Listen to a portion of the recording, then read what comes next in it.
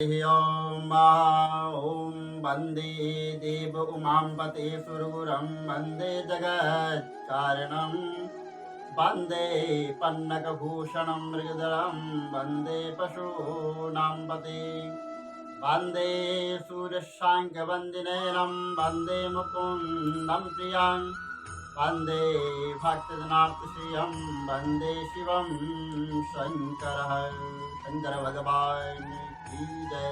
नमः पार्वती नमः। हर हर महादेव शंभो।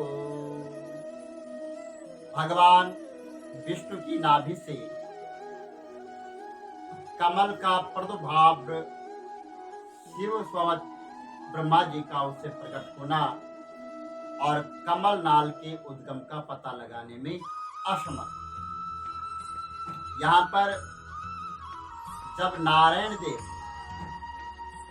जलाशय में शयन करने लगे उस समय उनकी नाभि से भगवान शंकर के इच्छावंशः से एक उत्तम कमल प्रकट हुआ जो बहुत बड़ा था। उसमें असंख्य नाल दंड थी और उसकी कांति करने के फूल के समान पीले रंग की थी तथा उसकी लंबाई और ऊंचाई का अनंत मतलब कोई पता ही नहीं था।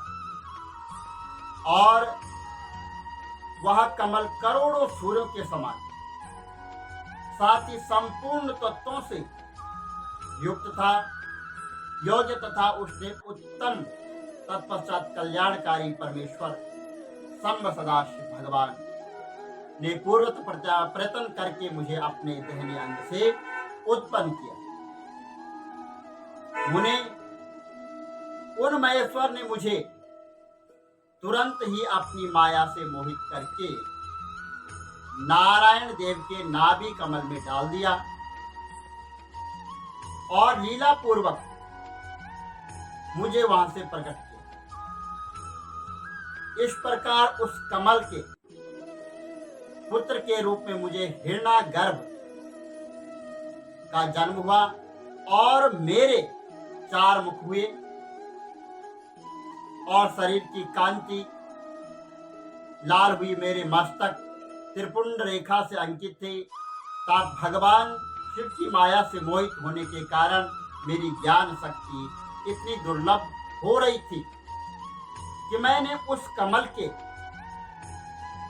सिवा दूसरे किसी को अपने शरीर का जनक या पिता नहीं जाना। मैं कौन हूं, कहां से आया हूं और मेरा कार्य क्या है, मैं किसका पुत्र हूं और पुत्र होकर मैं किसका पुत्र होकर उत्पन्न हुआ हूं और किसने इस समय मेरा निर्माण किया है। इस प्रकार संशय में पड़े हुए मेरे मन में बहुत विचार उत्पन्न हुए। मैं किसले मुंह में पड़ा हूं, जिसने मुझे उत्पन्न किया है उसका पता लगाना तो बहुत सरल है। उसका पता लगाना बहुत सरल है।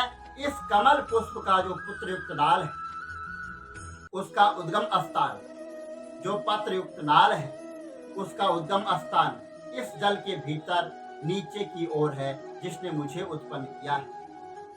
वह पुरुष भी वही होगा, इसमें कोई संशय नहीं है। ऐसा निश्चय करके मैंने अपने को कमल से नीचे उतारा।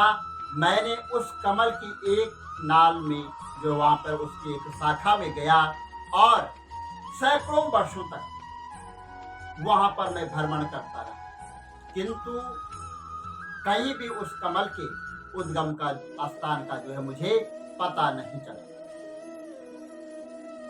तथा पुनः मैं संशय में पड़कर मैं उस कमल पुष्प पर जाने को शक हुआ और नाल के मार्ग से उस कमल पर मैं फिर चढ़ने लगा।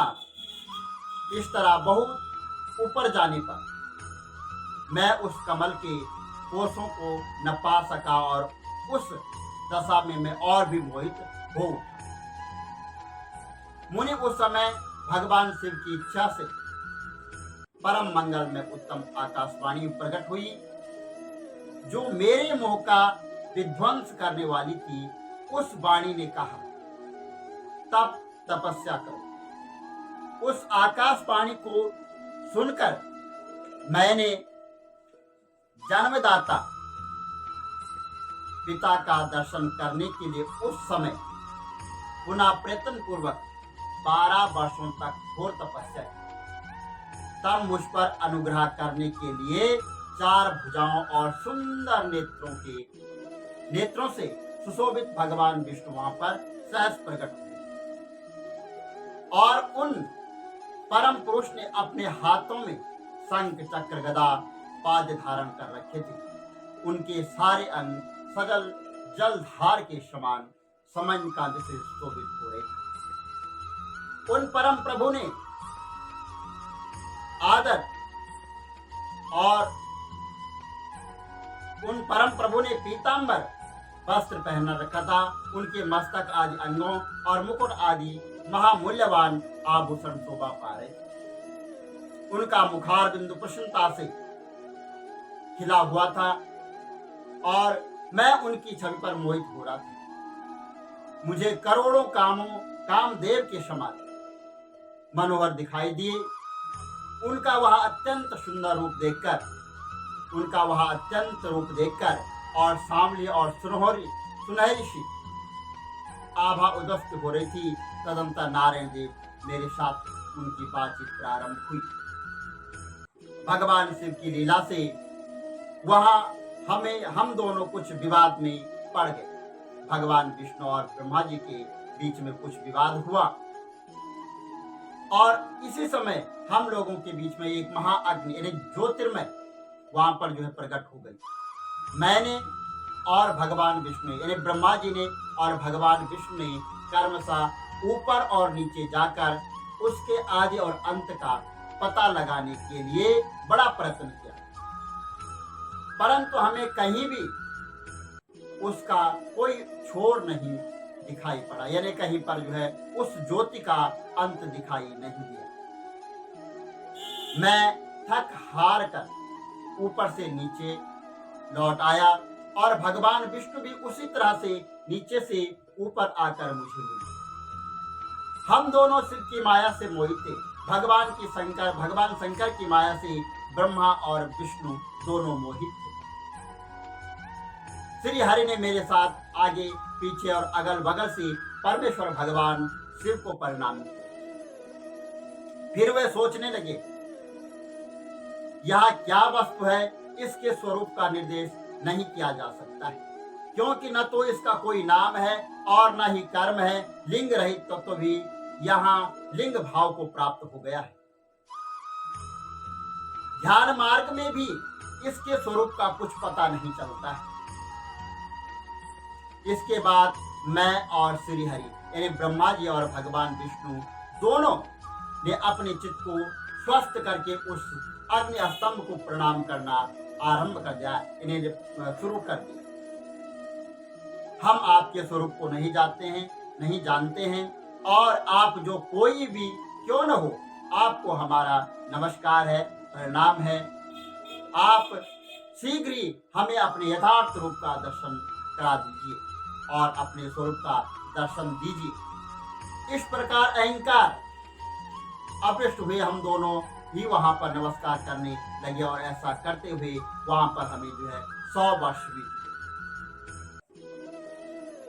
इस प्रकार हम दोनों देवता गर्व रहित तो निरंतर प्रणाम करते रहे। हम दोनों के मन में एक अभिलाषा थी कि इस ज्योतिर्लिंग के रूप में प्रकट हुए परमेश्वर प्रत्यक्ष दर्शन दे। भगवान शंकर दीनों के प्रतिपालक, अहंकारियों का गर्व चूर्ण करने वाले तथा सबके अविनाशी प्रभु हैं। वे हम दोनों पर दयालु हो गए। उस समय वहां पर उन सुश्रेष्ठ से ओम ओम ऐसा शब्द नाद प्रकट जो स्पष्ट रूप से सुनाई दे रहा था।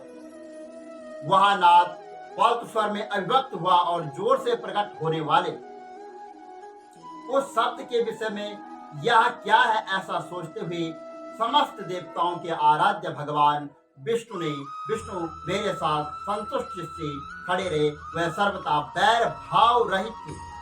उन्होंने लिंग दक्षिण भाग में सनातन आदिवर्ण आकार का दर्शन किया, उत्तर भाग में ओंकार का और मध्यम भाग में मकार का और अंत में ओम का इस नाद का साक्षात दर्शन एवं अनुभव किया।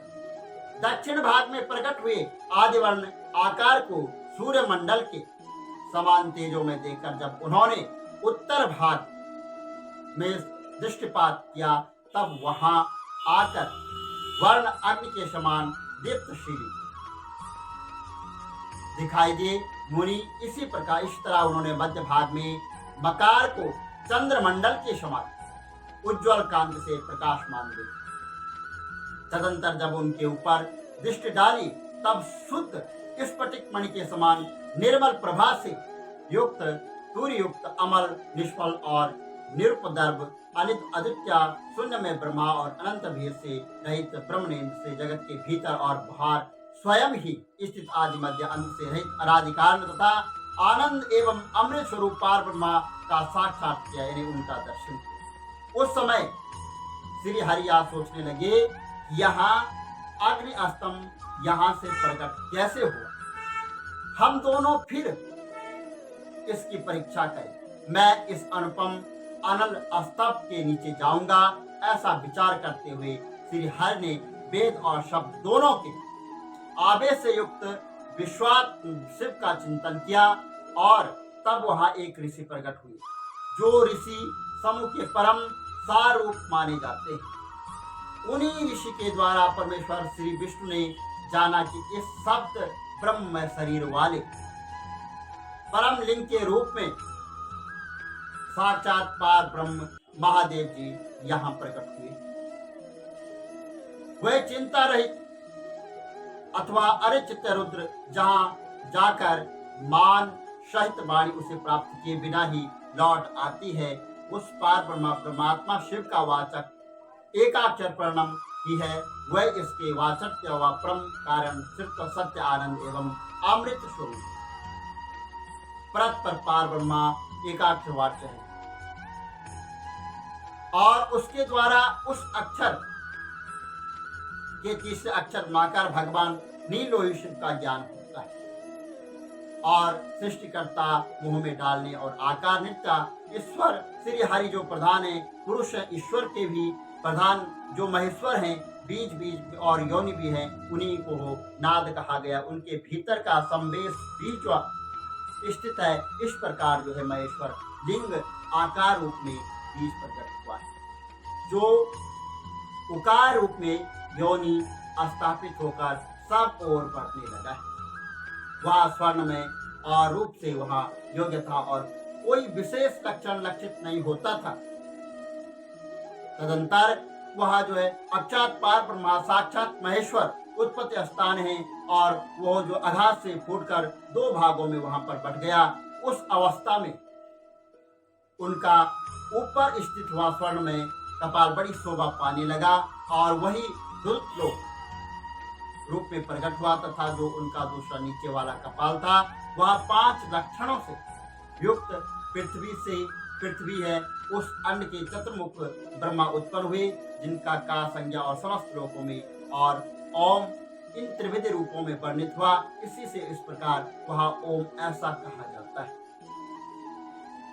और सदाशिव ओम ओम ऐसा वहां पर कहते हैं, श्रेष्ठ मंत्र कहते हैं। और यहाँ बात यजुर्वेद श्रेष्ठ मंत्र कहते हैं। यजुर्वेद श्रेष्ठ मंत्रों का यह कथन सुनकर और समंत्रों में वहाँ हे हरे हे ब्रह्मन, यहाँ ऐसी बातें हैं।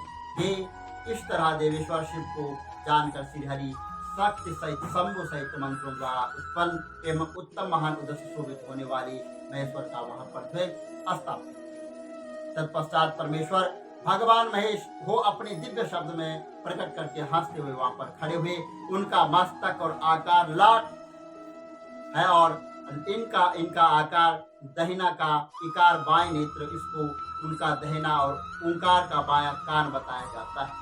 परमेश्वर दया कपूल और त्रिकार लूलू ऐसे नासिक दोनों छिद्र हैं।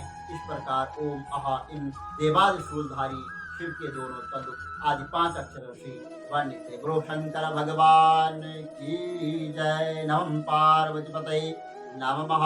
हर हर महादेव शंभो।